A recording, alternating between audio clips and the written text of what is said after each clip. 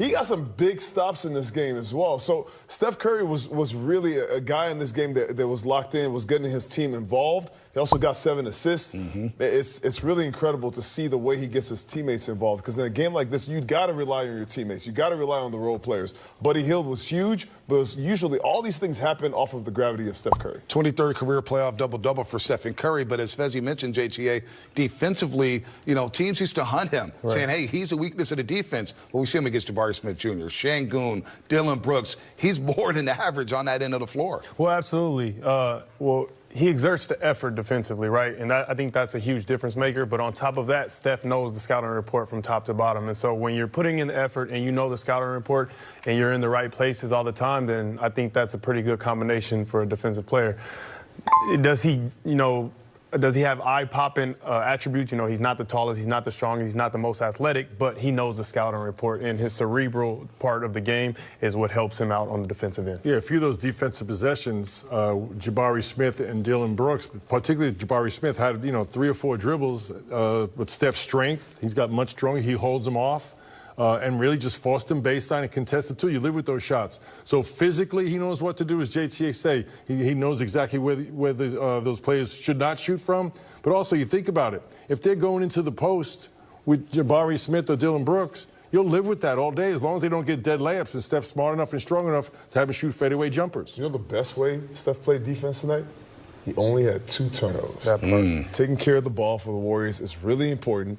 And tonight they only had 7. So that means no open layups, no wide open layups that gives the Houston Rockets confidence, that gets the crowd into the game. Kept them to 19 points to start the game in the first quarter. And with that, you take the crowd out of it. You take the energy out of it. And so the Houston Rockets can never really buy any energy this whole game. And then Steph, that city of Houston is going to have nightmares about Stephen Curry. 33 points in the second half of Game 6 back in 2019 when he was scoreless at the half. Tonight, 3 points at half. Scores 19 in the second half. So, yeah, we could say Steph owns that city. But right now, it's known as the Buddy Hield game. Buddy Buckets, 9 made threes, including that big one before the end of the first quarter. Welcome to Toyota Warriors Postgame Live. JTA, Fezzi, Mully, and Bonte here. Buddy, man, it had to feel good to go out there and nail those threes, especially after now scoring in game number 6.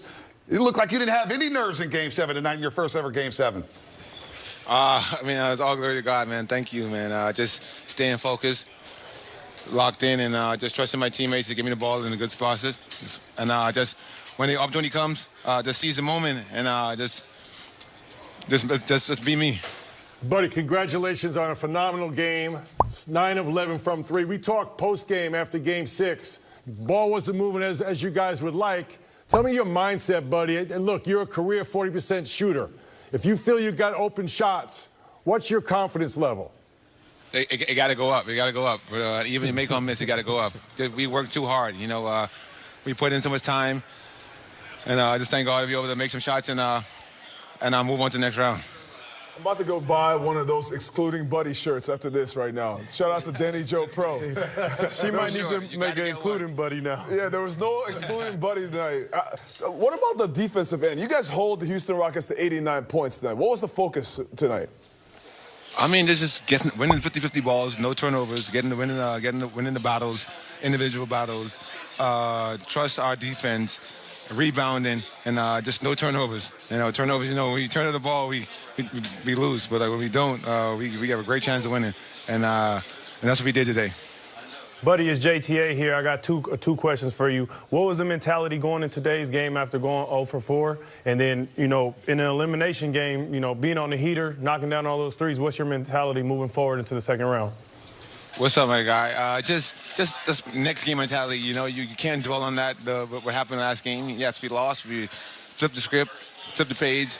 Next game, and that's what's the mentality I got to have. And that's the mentality you got to keep every time. You can't let the outside noise stay off my phone. Didn't really talk to my family as much. My family wanted to come to the game. I told them no. I wanted to lock in and prepare for this. Family, no social media. And then what about that emotional meeting before Game 7? Who led that meeting, buddy? Draymond. Just him. Just let us know that we did just how important this game was. And it was just us. The things that hurt us on the court was us bickering, and we didn't feel that we were connected as we were. And that's what he is, man. He's a connector. Him and Jimmy and Steph, they led that meeting, and they helped us a lot. Well, buddy, congratulations. A playoff career high 33 points. You became the 7th player in NBA history to make 7 threes, at least 7 threes in the game number 7. We'll see you Tuesday night in the second round against the Minnesota Timberwolves, man. Get some rest, have fun, and we'll see you Tuesday night. Yes, sir. All right. Thank you. No problem. Buddy Hield, man, and he brought up Draymond Green leading that meeting before Game 7. With Draymond Green, he backed up his talk because he came out in that first quarter, went 3 for 3 right away. We talked about his offense there in the pregame show. He needed to step up here. His first game in the series, scoring in double figures, Juan, 16.7 to 15 from the floor. Made those 2 threes. I thought he was going to get the 3. We'll talk about that. But 6 rebounds, 5 assists, and excellent defense on Alperen Sengun. Yeah, absolutely. We've seen the cross match kind of slow Draymond down a little bit from his playmaking ability, but this is what I like to see from him. You know, him being more aggressive, showing another facet of his game. He's been here before, and tonight he showed that.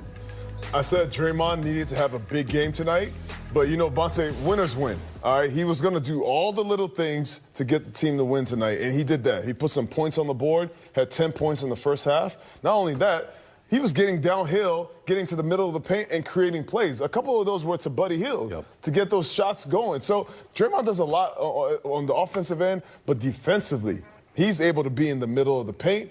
He was one of the reasons why Steven Adams was pretty ineffective tonight. 3 points, 7 rebounds. We said we had the question of if Steven Adams was going to get 9 rebounds. That's when he's effective, getting offensive rebounds. Only had 7. I told you, Draymond was going to come into the game. I didn't know that Steph was going to have 10 rebounds, but I love the fact that Draymond was so effective, was so active on the defensive end and the offensive end. I think that's a good way to keep going moving forward. And for the first 6 games of the series, Fred VanVleet had taken Draymond Green out of the offensive end of the floor by taking away his ball movement. So what's the other way you can influence offense? Start getting buckets. Draymond came out real aggressive, knocked down some 3-point shots.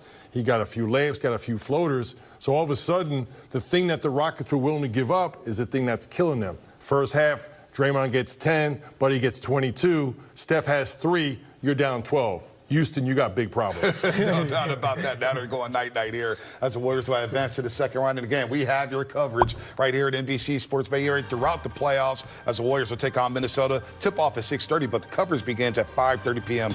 right here on NBC Sports Bay Area. We cannot wait to see the T-Wolves and Warriors. Warriors won 3 of 4 against Minnesota in the regular season. We'll break down a little bit later, but look at Joe Lacob. He's all jacked up. Brandon Snyder's in the building. As the Warriors roll on to the second round, we'll hear from Steve Kerr on the other side. Toyota.